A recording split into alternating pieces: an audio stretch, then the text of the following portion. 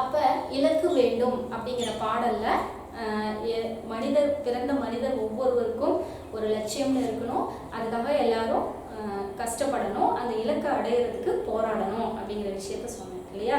சரி, அடுத்து நம்ம பார்க்க போறது அடுத்த தலைப்பு என்ன? புள்ளி பரிவு. புள்ளி பரிவு இதுல நம்ம என்ன பார்க்க போறோம் அப்படின்னா, நான் சொன்னேன் இல்லையா, இப்போ நடராஜன் தனித்திருக்கும் பொழுது, அதாவது அமைதியாக தனியாக உட்கார்ந்துருக்கிறாரு. அப்போ அவர் பார்த்த விஷயங்கள் எல்லாம் தனக்குள்ளார சிந்தனையாக ஓட விட்டு அதை அப்படியே பிரமிச்சு ஆச்சரியப்பட்டு அதை சொல்றாரு. அப்படி பார்க்கும்போது அவர் அடுத்து எதை பார்த்துட்டு ஆச்சரியப்படுறாரு அப்படின்னா, புள்ளி பரிவு, புற்களை பார்க்குறாரு. புற்களை பார்த்துட்டு அதை பார்த்து அவர் ஆச்சரியப்பட்ட விஷயத்த நம்ம கிட்ட சொல்றாரு. என்ன சொல்றாரு? இதோ இக்கரையில் முளைத்த இச்சிறு புல். இங்க பாருங்க, இதோ இக்கரை முளைத்த இச்சிறு புல். இந்த சிறு புல் இந்த கரையில முளைச்சிருக்கு. புல் எங்க வேணாலும் முளைக்காது, நம்ம எல்லாத்துக்குமே தெரியும். வீட்டு வாசல்ல இருக்கட்டும், ஒன்றும் இல்லை, தண்ணி தேங்கி இருக்கக்கூடிய இடத்துல ஒரு 10 நாள் கண்டினியூஸா தண்ணி அந்த இடத்துல தேங்கி இருக்கு அப்படின்னாலே ஒரு சின்ன புல் முளைய ஆரம்பிச்சிடும். ஸோ அப்போ அதுதான் சொல்றாரு, இதோ இக்கரை முளைத்த இச்சிறு புல் சதா தன் குறிப்போடு சாறுதல் காண்டி. சாறுதல் காண்டி என்ன சொல்லுது? சதா தன் குறிப்போடு முயற்சி செய்யுது. சதா தன்னுடைய குறிப்போடு என்ன பண்ணுது? ஒரு குறிக்கோள் இருக்கு. அந்த புல்லு கூட ஒரு குறிக்கோள் இருக்கு. என்ன? தினமும் இந்த மண்ணோட முட்டி மோதி வெளியே அதுல இருந்து ஒரு தேனை சிந்தி அந்த தேனை குடிக்கிறதுக்காக சில சின்ன சின்ன வண்டுகள் எல்லாம் கூப்பிடுது தன்னுடைய தேனை குடிக்கிறதுக்காக. அப்ப இந்த ஓரறிவுடைய இந்த புல்லு கூட தான் இறப்பதற்கு முன்பாக சில உயிர்களுக்கு என்ன பண்ணணும்? உதவணும் அப்படின்னு சொல்லி நினைக்குது. அப்ப அந்த மாதிரி ஒரு குறிப்போடு அப்படின்னு சொல்லி சொல்றாங்க. அப்ப என்ன சொல்றாரு? குறிப்போடு, சதா குறிப்போடு, சதா குறிப்போடு, அதாவது தன்னுடைய குறிப்புல அது உறுதியா இருக்கு. என்ன பண்ணுது? தினமும் அந்த மண்ணை மோதி முட்டி வெளியே அதுல இருந்து ஒரு தேனை சிந்துது. அந்த தேனை குடிப்பதற்காக வண்டுகளை தன் அருகில அழைக்குது. அதை குடிச்சிட்டு அந்த வண்டுகளும் சந்தோஷமா போகுது. அப்ப அந்த வண்டுகளுக்கு உணவளித்த சந்தோஷம் அந்த புல்லுக்கு இருக்கு. அப்ப அதுக்கும் ஒரு இலக்கு இருக்கு அப்படின்னு சொல்றாரு. ஓரறிவு படைத்த அந்த உயிருக்கும் இலக்கு இருக்கு. மனிதனுக்கு அப்போ எவ்வளோ இலக்குகள் இருக்கணும். அப்ப நாமளும் எத்தனை அறிவுகள் படிச்சிருக்கோம். அப்ப நமக்கு எந்த அளவுக்கு அறிவு இருக்கணும், எந்த அளவுக்கு இலக்குகள் இருக்கணும், அதுக்காக எவ்வளவு நம்ம போராடணும் இல்லையா? அதை தான் அவரு சொல்ல வர்றாரு. அதன் சிறு பூ குலை அடியொன்று உயர்த்தி, அது சின்ன குலை என்ன பண்ணுது? மேல அடியிலிருந்து மேல உயர்த்தி இதமுற தேன் துளி தாங்கி அப்படியே புல்லு விரியுது. அதுல இருந்து தேன் துளிகள் இருக்கு. தாங்கி ஈக்களை நலமுற அழைத்து, இது அழகா புல்லு விரியுது. அதுல இருந்து அழகா தேன் துளிகள் தாங்கி என்ன பண்ணுது? ஈக்களெல்லாம் அதுக்கு பக்கத்தால அழைக்குது, சாப்பிட்டு போ அப்படின்னு சொல்லுது இல்லையா? நலமுறை அழைத்து நல்லூன் அருந்தி, நல்ல உணவை அதுகளுக்கு கொடுக்குது. பதமுறை தனது பூம்பராகம் பரப்பித்து, அழகா பதமுறை பூம்பராகம் அப்படின்னா என்ன? தன்னுடைய அந்த மேல இருக்கக்கூடிய காம்பு அதை அப்படியே என்ன பண்ணுது? இப்படியே பரப்பி, பூம்பராகம் பரப்பி. பூம்பராகம்னா என்ன? இந்த புவியில தன்னுடைய புற்களை அழகா பரப்பி. ஆசிலா சிறுகாயாக்கி, ஆசு இலா, ஆசுனா என்னன்னா குற்றம், இலா அப்படின்னா குற்றமே இல்லாத. அப்ப இந்த குற்றமே இல்லாத சிறுகாயாக்கி, ஒரு மனசுல ஒரு சின்ன மாசு கூட இல்லை, ஒரு சின்ன குற்றம் கூட இல்லை. அழகா இந்த பூமியில முளைக்குது. முளைச்ச உடனே அதுல இருந்து தேன் துளிகளை பரப்பி என்ன பண்ணுது? ஈக்களை தனக்குள்ளார அழைத்து அந்த ஈக்களுக்கு உணவு அளிக்குது. எவ்வளோ பெரிய விஷயம்! ஓரறிவு உயிர்.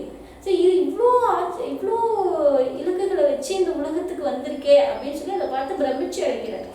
இவ்வயல் யாமெல்லாம் செவ்விதழ் தண்ணீர் தலைப்பதற்கு இடமில்லை, சிறுநீர் படைப்பதற்கு ஏகுமின். அது மட்டுமா? இந்த சின்ன ஓரறிவு வேற இன்னும் என்னென்ன பண்ணுதுன்னு பாருங்களேன். செவ்விதழ் தண்ணீர் தலைப்பதற்கு இடமில்லை, சிறார் நீர் பிழைப்பதற்கு ஏகுமின், புல் ஆ எருது அயத்து. இது மட்டுமா? புல் பறவைகளுக்கு ஆ அப்படின்னா என்ன? பசு.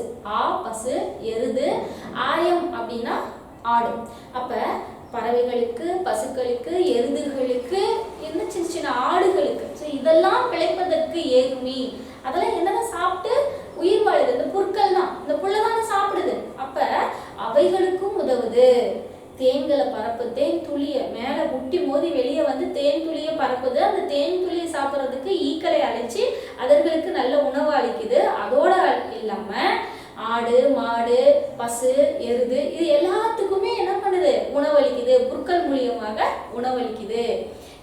அயத்து ஒரு சார் சிக்கி நீர் செம்மீன் இப்ப எல்லாத்துக்குமே உதவுதே. உன்னை பார்த்தா எனக்கு ஆச்சரியமாக இருக்குது. எனத்தன் சிறுவரை புக்க விட்டிருக்கும் இப்பள்ளின் சிறுவரை புக்க விட்டிருக்கும் இப்புள்ளின் பரிவும் பொறுமையும் புலனும் காண்போ. இவ்வளோ வேலை செய்து ஆனா அது கொஞ்சம் கூட என்ன பண்ணிக்கிறது இல்ல, பெருமைப்பட்டுக்கிறது இல்லை. நான் பார்த்தியா இவங்களுக்கெல்லாம் உணவா இருக்கேன் அப்படின்னு சொல்லி அது பெருமைப்படுதா? இல்லை, யாருக்குமே அது தன்னுடைய பெருமையை எடுத்து சொல்லி நம்மளை ஒருத்தர் பாராட்டணும் அப்படின்னு அது நினைக்கிறது இல்லை. அதோடைய வேலை அது தானா செஞ்சுக்கிட்டே இருக்கு. அதோட வேலை செய்ய செய்ய இத்தனை உயிர்கள் அதன் மூலியமாக உயிர் வாழும். அப்ப அந்த பெருமை எல்லாம் அதுக்கு தானே. ஆனா அது என்ன சொல்லிக்கிறது இல்லை, நான் பசுக்கு உணவா இருக்கேன், ஆடுகளுக்கு உணவா இருக்கேன், சின்ன சின்ன ஈக்களுக்கு தேன் துளிகள் தரேன், அது வந்து பெருமைப்பட்டுக்கிறது இல்லை. ஆனா மனிதன் ஒருவன் தான் நான் இதை செஞ்சேன், அதை செஞ்சேன், அப்படி செஞ்சேன், அவனை விட அதிகமா செஞ்சேன் அப்படின்னு சொல்லி என்ன பண்றோம், பெருமைப்பட்டுக்கிறோம். அந்த பெருமை வந்து அந்த புல்லுக்கிட்ட இல்லை. இருந்தாலுமே என்ன பண்ணுது, தன்னுடைய வேலையை நம்ம எல்லாம் நின்று புல் சூப்பர் சூப்பர் நீ நல்லா பண்றவங்க பார்த்தா அப்படியே பெருமையா இருக்குப்பா, உன்ன மாதிரி யாருமே இல்லை அப்படின்னு சொல்லி புல்கிட்ட நின்று நம்ம அதை பெருமைப்படுத்துறது கிடையாது. ஆனா அதோடைய வேலை அதை அடுத்து செஞ்சுட்டு போயிட்டே இருக்கு. அந்த மாதிரி மனிதனுக்கும் ஒரு இலக்கு இருக்கணும், 4 பேர் வந்து நம்மளை பாராட்டணும் அப்படின்னு எதிர்பார்க்க கூடாது. நம்ம வேலை என்ன அடுத்தடுத்து நம்ம செஞ்சுட்டு போயிட்டே இருக்கணும். அந்த புல்லு மாதிரி எந்த ஒரு கைமாறும் எதிர்பார்க்காம, இதுக்காக அந்த புல் அதுக்கிட்ட இருந்து என்ன எதிர்பார்க்குது, எனக்கு நீ தினமும் தண்ணியை கொண்டு வந்து போடு அப்பதான் நான் உனக்கு நிறைய புல் தருவேன் அப்படின்னு சொல்லுதா? இல்ல, அது யார்கிட்டையும் எதையும் எதிர்பார்க்கல. அந்த மாதிரி மனிதனும் யாரிடமும் எதையும் எதிர்பார்க்காம அடுத்தடுத்து அவன் வேலை என்ன, அடுத்தடுத்து அவனுடைய இலக்கு என்ன, அதை நோக்கி போய்கிட்டே இருக்கணும் அப்படிங்கிற ஒரு விஷயத்த இதன் மூலியமாக சொல்றாரு. சிறுமையா சிந்தனை செய்யாது ஆங்காங்கு தோற்று பேரழகும் ஆற்றல் சால் அன்பும் போற்றுதம் குறிப்பிற்கு ஏற்றதோர் முயற்சியும் பார்த்து பார்த்து தம் கண் பணிப்ப. இந்த மாதிரி அழகாக படர்ந்திருக்கக்கூடிய அழகும், அது மட்டும் இல்ல ஆங்காங்கு தோற்று பேரழகும். இது மட்டுமா, புல்லெல்லாம் பாருங்களேன், மழை பெஞ்சு ஒரு 2 நாள் கழிச்சு பார்த்தீங்க அப்படின்னா அழகு பச்சை பசேன்னு அப்படியே பெரிய ஏதோ ஒரு பச்சை கலர்ல ஒரு பெட்டு போத்து வச்ச மாதிரி இருக்கும். பார்க்கறதுக்கே அவ்வளோ அழகா இருக்கும். அப்ப என்ன சொல்றாரு, தோற்றுதற்கு பேர் அழகும், பார்க்கறதுக்கு அழகும், ஆற்றல் சால் அன்பும், மற்ற உயிர்கள் எல்லாத்து மேலையும் அன்பு காட்டுறதுனால, பரிவு காட்டுறதுனால, குறிப்பில் ஏற்றதோ ஒரு முயற்சியும் பார்த்து பார்த்து தம் கண் பணிப்ப. அது மட்டுமா, அடுத்தடுத்து முயற்சி எடுத்துட்டு போயிட்டே இருக்கு. அடுத்தது என்னோட இலக்கு என்ன, அது பாட்டுக்கு அது யோசிக்காம போயிட்டே இருக்கு. இந்த மாதிரி எடுக்கக்கூடிய முயற்சி பார்த்து பார்த்து தம் கண் பணிப்ப. இது பார்த்து பார்த்து நம் கண்ணு என்ன ஆகுது, ஆச்சரியப்பட்டு போகுது. ஆத்தலும் அன்பினால் அனைத்தையும் கலந்து தம் என்பெல்லாம் கரைக்கும் நல் இன்பம் திளைப்ப. இதே மாதிரி இருக்கக்கூடியவர்கள் மற்ற உயிர்களிடத்துல அன்பு செலுத்தி மற்றவர்கள் நம்மளை பெருமைப்படுத்தணும் அப்படின்னு எதிர்பார்க்காம நம்மளுடைய வேலை என்ன, இலக்கு என்ன, அதை நோக்கி போய்கிட்டே இருந்தோம் அப்படின்னா என்ன ஆகும், என்பெல்லாம் கரைக்கும் நல் இன்பம் திளைப்ப. என்பனா உடம்பு, எலும்பு. இப்ப நம்மளுடைய எலும்பெல்லாம் கரைந்து போகக்கூடிய அளவிற்கு நல் இன்பம் திளைப்ப, ஒரு நல்ல இன்பத்தை நாம் அடைவோம். இந்த மாதிரி புல்லை போல நாமும் பொறுமையாகவும் அன்புடனும் மற்ற உயிர்களுக்கு தேவையான ஈகையும் உணவையும் அழித்துட்டு வாழ்றோம், ஒரு இலக்கோட இருக்கிறோம் அப்படின்னா நம்மளுடைய உடம்புல இருக்கக்கூடிய எலும்புகள் எல்லாம் இழைத்து போகக்கூடிய அளவிற்கு நாம் நல்ல இன்பத்தை அடைவோம் அப்படின்னு சொல்லி இந்த பாடலை சொல்றாரு. இதுதான் புள்ளியின் பதிவு. அடுத்தது பார்த்தீங்கன்னா வாய்க்காலின் விசித்திரம். அடுத்து வாய்க்கால். புல்லை பார்த்தாரு, புல்லை பார்த்தோன்னே பிரமிச்சு பாட ஆரம்பிச்சிட்டாரு. அடுத்து இப்போ வாய்க்காலை பார்க்குறாரு. வாய்க்கால்னா நம்ம எல்லாத்துக்குமே தெரியும். வாய்க்கால்னா என்ன, சின்ன அந்த வயல்வெளிகளுக்கெல்லாம் தண்ணீரை பாய்ச்சக்கூடிய அழகாக வாய்க்கால் கட்டி வச்சுருப்பாங்க. அந்த வாய்க்கால் வழியாக தண்ணீர் போகும் இல்லையா, அதை தான் நம்ம வாய்க்கால்னு சொல்லுவோம். அது சொல்லணுங்கிற அவசியம் இல்லை, அவங்க எல்லாத்துக்குமே நல்லா தெரியும். தமக்கு ஊன் நல்கும் வயற்கு உபயோகம் என பலர் கருதும் இச்சிறு வாய்க்கால். நமக்கு ஊன் நல்கும், ஊன்னா உணவு, நமக்கு உணவை கொடுக்கக்கூடியதும், வயலுக்கு உபயோகம், நமக்கு விளைவிக்கக்கூடிய வயல், நமக்கு உணவு தரக்கூடிய இந்த வயலானது அதற்கு உபயோகப்படக்கூடியது அப்படின்னு சொல்லி நம்ம கருதுவோம் இல்லையா, அந்த வாய்க்கால். செய்தொழில் எத்தனை விசித்திரம் ஐயா இல்லையா, எவ்வளோ விசித்திரம் இதோடைய வேலை செய்யுது இல்லையா, அந்த வேலையில எவ்வளோ விசித்திரங்கள் இருக்கு. என்னென்ன விசித்திரம்? வெறுமனே வாய்க்கால தண்ணி போட்டா வந்துருமா? அது எங்க இருந்து வருது, எப்படி உற்பத்தி ஆகுது, எதையெல்லாம் கடந்து வருது, கடைசியா அது எப்படி வாய்க்காலுக்குள்ளார போகுது அப்படிங்கிற ஒரு விஷயம் இருக்கு இல்லையா, இதே ஒரு பெரிய விசித்திரம். அதான் சொல்றாரு, செய்தொழில் எத்தனை விசித்திரம் ஐயோ, அலைகடல் மலையா மலையலை கடலா. என்ன பண்றாரு, அலைக்கடல், அலைக்கடல்ல மலையா மலையலை கடலா, கடல்ல இருந்து அடிச்சுட்டு வருது. புரட்டிட அன்றோ நடப்பதி சிறுகால். அந்த அலை கடல்கள் எல்லாம் புரட்டி போடக்கூடிய அளவுக்கு நடப்பதி சிறுகால். சிறுகால்னா என்ன, வாய்க்கால் தான் சிறுகால்ங்கிறது. அந்த கடலையே புரட்டி போடக்கூடிய அளவிற்கு நடந்து வரக்கூடியது இந்த வாய்க்கால். வெறுமனே சின்ன வாய்க்கால்னு இதை நினைச்சிடாதீங்க. இதோ பாருங்க என்னென்ன பண்ணுது அந்த வாய்க்கால். பறல்களை நெரு நெரு என்று அழைத்து, பறல்லாம் என்ன, கற்கள், சின்ன சின்ன பாறாங்கள்லாம் இருக்கு இல்லையா, அதெல்லாம் என்ன பண்ணுது, நரன்னு என்ன பண்ணுது, அரைக்குது. நம்ம சொல்லுவோம் எறும்பு ஊற கல்லும் தேயும் அப்படின்னு சொல்லுவாங்க. அதாவது பாறை இருந்து அவ்வளோ சீக்கிரத்துல தேயாது, இருந்தாலும் எறும்பு ஊற ஊற ஊற என்ன பண்ணுமோ அந்த கல்லும் தேஞ்சு போகும், பாறையும் தேஞ்சு போகும்னு சொல்லுவாங்க. அந்த மாதிரி இந்த வாய்க்கால் என்ன பண்ணுது, பெரிய பெரிய பாறாங்கள் எல்லாம் அடிச்சுட்டு வருது, அப்படியே தண்ணியில அடிச்சுட்டு போகும்போது என்ன பண்ணுது, நரன்னு அரைச்சி எடுத்துட்டு போகுது. போய் என்ன ஆகுது, சீரிய துளியா தெள்ளி பொடித்து, பெரிய பெரிய பாறாங்கல்ல அப்படியே அடிச்சுட்டு வருது, தண்ணியில இருந்து வர்றப்ப அடிச்சுட்டு வருது ஊருக்குள்ளார. அப்படியே அங்கேயும் இங்கேயும் புரட்டி பெருசா இருக்கக்கூடிய பாறாங்கல்ல என்ன பண்ணுது, ரெண்டா உடைக்குது. மேலையும் கீழையும் என்ன ஆகும், தண்ணி மேலையும் கீழையும் பட்டு ஓட என்ன ஆகும், அப்படியே ரெண்டா பழக்கும், நாலா பழக்கும், கடைசியில என்ன ஆகும், சின்ன சின்ன தூள்களாக மாறும், தூள்லாம் பொடியா போயிடும். அந்த மாதிரி பெரிய பெரிய பாறாங்கற்களையும் என்ன பண்ணுதான், சீரிய தூளியா தெள்ளி பொடித்து, தெளிவா சின்னதா பொடியாவே மாத்திருது இந்த வாய்க்கால். தன் வழிக்கு அடங்கிய மண்கள் புழு இன்னதென்று இல்லை. தான் வர வழியில என்னென்ன இருக்குன்னு எதுவுமே பார்க்காது, சின்ன புல்லா எதுவுமே கிடையாது, எல்லாத்தையும் என்ன பண்ணுது, அடிச்சுட்டு வருது. என்னதென்று இல்லை, இவ்வளவுதான் தெரியல, ஒரு புல்லா, குழந்தைகளா இருக்கட்டும் பெரியவங்களா இருக்கட்டும், அதெல்லாம் இயற்கைக்கு கோபம் வந்துருச்சு அப்படின்னா அது பக்கத்துல நம்ம நிக்கவே முடியாது. அதுக்கு ஒரு சரியான உதாரணம் வந்து சுனாமி இல்லையா. அப்ப என்ன பண்ணுது, அப்படியே எல்லாத்தையும் அடிச்சுட்டு வருது, வர்ற வழியில அடிச்சுட்டு வரும்போது இன்னதான் தெரியல, எல்லாத்தையும் அடிச்சுட்டு வருது.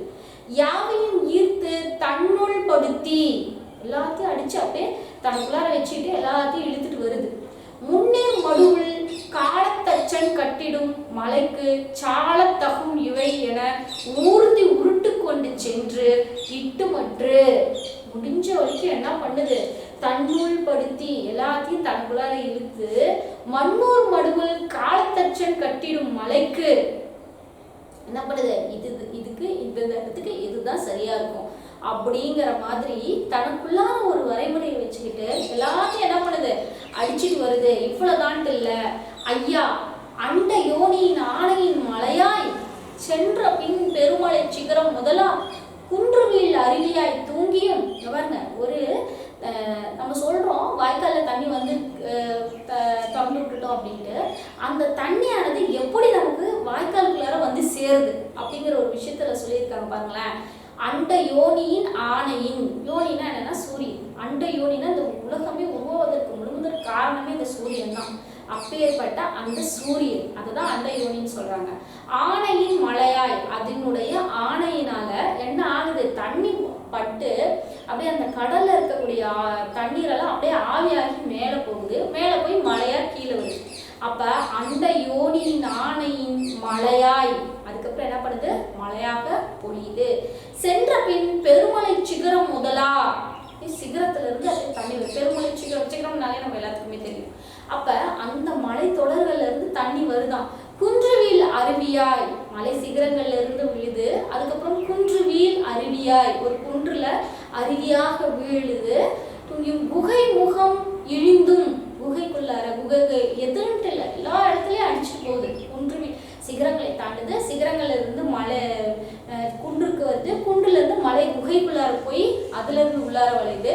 இழிந்தும் பூமியின் குடற்பல நுழைந்தும், பூமியின் பல இடங்கள்ல உள்ளார, எப்படி நம்ம குடலுக்குள்ளார தண்ணி ஊத்துன உடனே என்ன ஆகுது, அப்படியே வயிற்றுக்குள்ளார போதா? இல்ல, பல குடல்கள் இருக்கு, பல இடங்கள் இருக்கு, அதெல்லாம் தாண்டி தான் வயிற்றுக்குள்ளார போக முடியும். அந்த மாதிரி இதுவும் என்ன பண்ணுது, இழிந்தும் பூமியின் குடற்பல நுழைந்தும், பூமியின் பல பகுதிகளில் நுழைந்தும், கதித்தெழு சுனையாய் குதித்தெழுந்து ஓடியும். என்ன பண்ணுது, சுனையாக. அது மட்டும் இல்லை, சுனைன்னா நம்ம எல்லாத்துக்குமே தெரியும். நிறைய பார்த்தீங்கன்னா இந்த கிணத்துக்குள்ளாரெல்லாம் சுனை இருக்கா, ஊற்று இருக்கான்னு கேட்பாங்க. சின்ன சின்னதாக விளையக்கூடிய இடத்த தான் நம்ம என்னன்னு சொல்லுவோம்னா சுனைன்னு சொல்லுவோம். ஸோ அந்த சுனையிலிருந்து குதித்து சுனையாக மாறுது. ஓரிடம் செறிய ஊற்றாய்.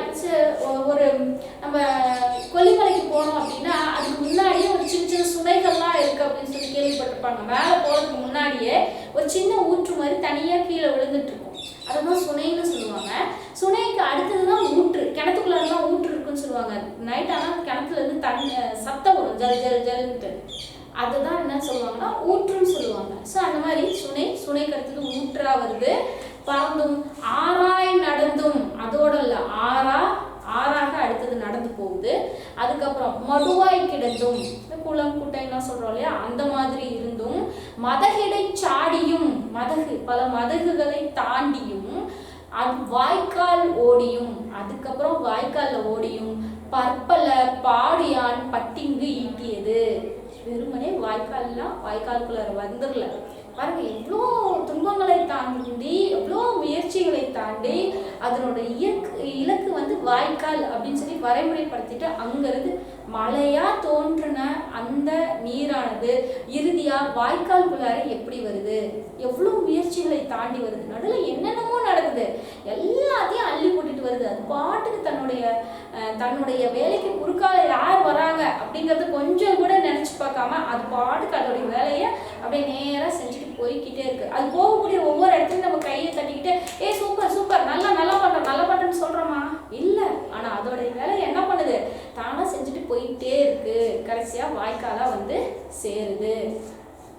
அற்பமே ஆயினும் ஆதரவாய்க்கொள். ஒரு அற்பனா இருந்தாலுமே, ஒண்ணுமே தெரியாது, முட்டாளா இருந்தாலுமே அவன் இந்த விஷயத்த பார்த்தான் அப்படின்னா அவன் தனக்கு தெளிவு பிறக்கும், அவனுக்கு ஒரு நல்ல தெளிவு பிறக்கும். அது மட்டும் இல்லை, நாமளே போய் உட்காந்து இந்த விஷயங்கள்லாம் பார்த்தோம் அப்படின்னா நமக்கே தோணும் டக்குன்னு, ஒரு ஒண்ணுமே இல்லை, அதுக்கு ஒரு நிறம் இல்லை, அதுக்கு ஒரு சுவை இல்லை, அப்பேற்பட்ட ஒரு விஷயத்த வந்து அது வந்து இவ்வளோ பெரிய வேலையை செய்யுது அப்படின்னா நமக்கு கடவுள் எல்லாமே கொடுத்துருக்காரு. கை, கால், வாய், கண்ணு, மூக்கு, இத்தனை விஷயங்களையும் கொடுத்து நமக்கு வந்து ஒண்ணுமே நம்ம செய்யல, ஒண்ணுமே நமக்கு இலக்கே இல்லை அப்படின்னா உலகத்துல அதை விட இழிவான விஷயம் உலகத்துல வேற எதுவுமே இருக்க முடியாது. அதுக்கு ஒரு சிறந்த உதாரணம் என்ன அப்படின்னா இந்த வாய்க்கால் தான் அப்படிங்கிற மாதிரி சொல்றாரு. பின்னரும் பெற்று பெயர்த்தும் எழிலியாய் வந்து இவன் அடைந்து. அதோடு மட்டும் இல்ல, எழிலியாய், எழில்னா என்ன, அழகு, எங்க போனாலும் அழகு, அப்படியே அருவி வீழ்றது பார்த்தாலே ஒரு அழகுதான் இல்லையா? அந்த மாதிரி அழகாக இல்லையா, இவ்வளோ வேலை செய்து அதே நேரத்துல அழகாகவும் இருக்கு. இவன் அடைந்து மற்றும் பகல் மறந்து, இரவா காலையா எதுவுமே கிடையாது, எல்லா நேரத்துலயும் அதோட வேலை அதை செஞ்சுக்கிட்டே இருக்கு. நைட் ஆனால் கொஞ்ச நேரம் ரெஸ்ட் எடுக்கலாம் அப்படின்னு சொல்லிட்டு ஏதாவது ஒரு ஆறு போய் அப்படியே அமைதியா நின்றுக்குதா ஒரு இடத்துல? இல்லை, அது பாட்டுக்கு ஓடிக்கிட்டே தான் இருக்கும். அந்த மாதிரி பகல்னு பார்க்காம தன்னுடைய வேலை அதை செஞ்சுக்கிட்டே போகுது. அதுக்கப்புறம் என்ன பண்றாரு, நிரந்தரம் உழைக்கும் இந்நிலையார் யாவர். இந்த மாதிரி உழைக்கக்கூடியவர்கள் இந்த உலகத்துல யார் இருக்காங்க? அப்புறம் என்ன பண்றாரு, நீரை கையால் எடுத்து, கையால் தடுத்து, அப்படியே கையில நீரை தடுத்துறாரு. ஓடிட்டு இருக்கு ஆத்துல தண்ணி, அப்படியே கையில தடுத்துட்டு அதை பார்த்து பேசுறாரு. அடுத்து நடராஜன் வந்து இவ்வளவும் அந்த தண்ணியை பார்த்து பேசுறாரு. வாய்க்கால் ஓடிட்டு இருக்கு, அதை பார்த்து பேசுறாரு. பேசி முடிச்சுட்டு அப்படியே அந்த வாய்க்காலுக்குள்ளார கையை விட்டு அப்படியே தடுக்கிறாரு. அந்த தண்ணியை தடுத்துட்டு மறுபடியும் அதுக்கிட்ட பேசுறாரு. நிரந்தரம் ஐயோ நொந்தனை நில் நில், ஐயோ முடியல என்னால, எனக்கே துன்பமா இருக்கு, ஒரு நிமிஷம் நில்லு, இவ்வளோ வேலை செஞ்சிட்டு இருக்கியே, ஒரு இடத்துல கூட நிக்காம ஓடிட்டு இருக்கே, கொஞ்ச நேரம் நில்லு அப்படின்னு சொல்லிட்டு அதுகிட்ட போய் என்ன பண்றாரு, உயிரற்ற ஒரு பொருள்கிட்ட போய் பேசிட்டு இருக்கிறாரு. இறைந்தன் அழுவையோ, நான் கைய தட்டுத்த உடனே ஒரு சத்தம் வருது. அந்த சத்தம் அழுவையோ, அழுகிறியா, நான் தடுத்துட்டேன்னு சொல்லிட்டு அழுகிறியா, ஆயின் ஏகுதி நீரே நீரே என்னை உன் நிலைமை, நான் வேலை செய்யாத கொஞ்ச நேரம் நில்லுன்னு உன்னை தடுக்கிறேன், அதுக்காக சத்தம் போடுறியே அப்படின்னு சொல்லிட்டு என்ன உன்னுடைய நிலைமை அப்படின்னு சொல்லிட்டு அதை பிரமிப்பா பார்க்குறாரு. யாரே உழைப்போல் அணுதினும் உழைப்போர், உன்ன மாதிரி உழைக்கக்கூடியவர்கள் இந்த உலகத்துல யார் இருக்காங்க அப்படின்னு கேள்வி கேட்கிறார். நீக்கமில் அன்பும் ஊக்கமும் உறுதியும் உன்னை போல் உழவேல் பிணைப்பேறு என்னை. என்ன சொல்றாரு, உன்ன மாதிரி ஊக்கமும் உழைப்பும் இந்த உலகத்துல இருந்துச்சுன்னா, எனக்கும் இருந்துச்சுன்னா நான் எப்படி வாழ்வேன், எப்பேற்பட்டவனாக இருப்பேன் நானு. அப்ப உன்ன மாதிரியான அமைதியும் ஊக்கமும் எனக்கு வேணும் அப்படின்னு சொல்லிட்டு அந்த வாய்க்கால் கிட்ட பேசுற மாதிரியான ஒரு பாடல். ஒரு தடவை படிச்சு பாருங்க, எளிமையான ஒரு நடையில தான் அமைஞ்சிருக்கு. அடுத்தது பார்த்தீங்கன்னா 3வது தலைப்பு நாங்கூல் புழுவின் பொது நலம். ஃபர்ஸ்ட் புல்ல பார்த்தாரு, அடுத்து வாய்க்கால். இப்போ நாங்குள் புழு, மண்புழு, மண்புழுவை பார்த்து பேசுறாரு. என்ன பேசுறாரு, ஓகோ நாங்குள் புழுவே, புழுவை பார்த்து சொல்றாரு, ஓஹோ நாங்குள் புழுவே, மண்புழுவே, உன் பாடு ஓவா பாடு, உன்னோட பாடு ஓவையான ஒரு பாடு, ஓவான ஓயாத பாடு, உணர்வேன் உணர்வேன், எனக்கு தெரியும் உன்னை பத்தி, உழைப்போர் உழைப்பில் உழுவோர் தொழில் மிகும், உழுவோர்க்கெல்லாம் விழுமிய வேந்து நீ. வேந்துனா என்ன, அரசன் அர்த்தம். இந்த உலகத்துல தலைமையான ஒரு விஷயம் என்னன்னா விவசாயம் இல்லையா, உழுதல். அந்த உழவக்கூடிய உழவர்களுக்கெல்லாம் அரசன் வேந்து யாருன்னா நீ. ஏன் ஏன் மண்புழுவை நம்ம வேந்தன்னு சொல்லும்? ஏன் இன்னொரு விஷயம் தெரியுமா, சயின்ஸ்ல சொல்லியிருப்பீங்க, கேள்விப்பட்டிருப்பீங்க, விவசாயியின் நண்பன் யார் அப்படின்னா மண்புழு. இந்த மண்புழுக்கள் அந்த மண்ணுல இருக்கிற வரைக்கும் தான் அந்த மண்ணில் நம்ம விவசாயமே பண்ண முடியும். இந்த மண்புழுக்களை இந்த போட்டு அந்த மண்புழுக்கள் மேலே கீழே உருண்டு உருண்டு உருண்டு மேலேயும் கீழே புழு பார்த்தீங்கன்னா, அந்த மண்புழுவை கீழே போட்டிங்க அப்படின்னா ஒரு செகண்ட் கூட ஒரு இடத்துல நிற்காது. இப்படி நின்றுக்கிட்டே நின்றுக்கிட்டு இருக்கும், மேலேயும் கீழே நின்றுக்கிட்டே இருக்கும். என்ன ரீசன் அப்படின்னா, அப்படி நின்றதுனால தான் நம்ம மண் எப்படி இருக்கு அப்படின்னா நல்ல செழுமையாகவும் வளமாகவும் இருக்கு அப்படின்னு சொல்றோம். இந்த மண்புழுக்கள் இருந்தால் மட்டும்தான் மண் அந்த அளவுக்கு வளமாகவும் செழுமையாகவும் இருக்கும். அதனாலதான் அதை என்னன்னு சொல்றாங்க, விவசாயியின் நண்பன் அப்படின்னு சொல்றாங்க. இப்போ கூட பார்த்தீங்கன்னா நிறைய இது ஒரு குடிசை தொழிலா மாறிடுச்சு. மண்புழுவை வளர்க்குறது, மண்புழுவை வளர்த்து அதை சேல் பண்றாங்க, அதை விற்கிறாங்க. பேக்கெட்டா ஒரு பேக்கெட் 10 ரூபாய் அப்படின்னு சொல்லிட்டு. அப்ப அந்த அளவுக்கு என்னன்னா ஒரு இயற்கையான மருந்து எது அப்படின்னா இந்த மண்புழு தான். அந்த செயற்கையாக யூரியாவும் பாஸ்பேட்டும் இதெல்லாம் அடிக்கிறதெல்லாம் வேஸ்ட்டு. நம்மளுடைய மணல்லாம் பார்த்தீங்கன்னா வீணா போயிடும், நம்ம பூமியே வீணா போயிடும். இந்த மாதிரி மண்புழுக்கள்லாம் இருந்தாதான் மண்ணுக்கு வளமே. அப்ப அந்த மண்புழுவை பார்த்து பேசுறாரு, உழுவோர்க்கெல்லாம் விழுமிய வேந்து நீ, உழுவோர்க்கெல்லாம் நீதான் அரசன், எம் மண்ணாயினும் நம் மண்ணாக்குவை. எப்பேற்பட்ட மண்ணாக இருந்தாலும் அதில் கொண்டு போய் நம்ம மண்புழுவை போட்டோம் அப்படின்னா நல்லா மேலே கீழே அப்புறம் என்ன பண்ணுவோம், உள்ளார வெளியே அப்படின்னு சொல்லி நல்லா புரண்டு அந்த மண்ணை நல்லா நைஸாக மாற்றிடும், வளமையாக செழுமையான மண்ணாக மாற்றிடும். அதுதான் சொல்கிறாங்க. விடுத்தனை எதற்கா எடுத்த உன் யாக்கை. இந்த மாதிரி ஒரு விஷயத்துக்காக இந்த பிறவி எடுத்தியா? யாக்கைன்னா என்ன, பிறவி இல்லையா? அப்ப இந்த மாதிரியான ஒரு விஷயத்திற்காகவா உன்னுடைய உடம்பு, உன்னுடைய யாக்கை எடுத்துட்டு வந்திருக்க, உன்னுடைய உடம்பையே இந்த உலகத்துக்காக எடுத்துட்டு வந்திருக்கியா அப்படின்னு சொல்றாரு. உழுது உழுது உண்ட மண் மெழுகினும் நேரிய விழுமிய சேராய் வேதித்து உருட்டி. வேதித்துனா கலவையாக்குறது. நான் சொல்றாரு, உழுது உழுது உண்டு மண் மெழுகினும். மெழுகுனா என்ன, மெழுகுனா அப்படியே நைஸா இருக்கும் இல்லையா, அந்த மாதிரி உழுது நீ என்ன பண்ணிட்ட, அந்த மண்ணை மெழுகு மாதிரி ஆக்கிட்ட. சேராய் வேதித்து உருட்டி, நல்லா சேர் மாதிரி என்ன பண்ணிட்ட, நல்லா வேதித்து உருட்டி இருக்க. வெளிக்கொணர்ந்து உன் புகழ் வேண்டார் போல. வெளியே வந்த உடனே எங்க நம்ம எல்லாருமே புகழ்ந்துருவாங்களோன்னு பயந்து ஒளிக்குவை உன் குழி வாயுமோர் உரண்டையாள். என்ன சொல்றாரு, வெளிக்குணர்ந்து உன் புகழ் வேண்டார் போல, நீ வெளியே வந்தேன்னா உன்னை பார்த்தா எல்லாரும் புகழ்ந்துருவாங்க அப்படின்னு சொல்லிட்டு ஒளிக்குவை உன் குழி, உள்ளார போய் ஒளிஞ்சுக்கிறியா. மண்புழு மேலே வராது, எப்பவுமே மண்புழு மேலே வராது, அது சூரிய வெளிச்சத்துல படாது, அது உள்ளாரையே தான், அந்த மண்ணுக்குள்ளாரையே தான், அடியில தான் உருண்டுக்கிட்டே இருக்கும். அப்ப மேலே வந்த உடனே என்ன பண்ணுது, டக்குன்னு உள்ளார போயிடுச்சு. உடனே அந்த நடராசன் என்னன்னு சொல்றாரு, உன்னை பார்த்து புகழ்ந்துருவாங்கன்னு பயந்து நீ உள்ளார போயிட்டியா, உன் குழிக்குள்ளார போய் ஒளிஞ்சிட்டியா அப்படின்னு சொல்லி கேட்குறாரு. இப்புற்பயிர் நீ இங்கென முளையால் எப்படி உண்டாம்? இங்க இருக்கக்கூடிய புல்லா இருக்கட்டும் பயிரா இருக்கட்டும் உன்னுடைய உழைப்பு இல்லைனா எப்படி உருவாகும்? எண்ணாது உனக்கும் குறும்பு செய் எறும்பும் கோடி கோடியாய் புழுக்களும் பூச்சியும் பிழைக்குமா என்ன? என்ன சொல்றாரு? எண்ணாது உனக்கும் எப்படி உண்டாம்? எண்ணாது உனக்கும் குறும்பு செய் எறும்பும் கோடி கோடியாய் புழுக்களும். நீ மட்டும் இந்த மாதிரி உழைக்காம இருந்த அப்படின்னா குறும்பாக ஓடக்கூடிய அந்த எறும்பும் புழுக்களும் பூச்சியும் எப்படி உயிர் வாழ முடியும்? உன்னால இந்த பயிர்கள்லாம் விளையுது, இந்த பயிர்களை உண்டு வாழக்கூடிய இந்த புழு பூச்சி எல்லாம் எப்படி இருக்கும்? ஒன்னால தான் இன்னைக்கு உயிர் வாழுது. நீ மட்டும் இந்த உதவி செய்யல அப்படின்னா பயிர்கள் விளையாது. பயிர் விளையல அப்படின்னா புழுக்களும் பூச்சிகளுக்கும் எறும்புகளுக்கும் உணவு கிடைக்காது அப்படிங்கிறாரு. ஒழுக்கமும் பொறையும் முனைப்போல் யாருக்குள்ள? ஒழுக்கம்னா நம்ம எல்லாத்துக்குமே தெரியும். ஒழுக்கம்னா ஒரு நெறி, இப்படிதான் வாழணும் அப்படிங்கிற ஒரு வரைமுறையை தான் நம்ம ஒழுக்கம்னு சொல்றோம். பொறை அப்படின்னா பொறுமை. அப்ப ஒழுக்கமும் பொறையும் முனைப்போல் யாருக்குள்ள? உனக்கு இருக்கிற மாதிரியான உழைப்பும் உனக்கு இருக்க மாதிரியான பொறுமையும் ஒழுக்கமும் யாருக்கு தான் இருக்கு அப்படின்னு சொல்லி கேட்கிறாரு. நாங்குள் புழு குழிக்குள்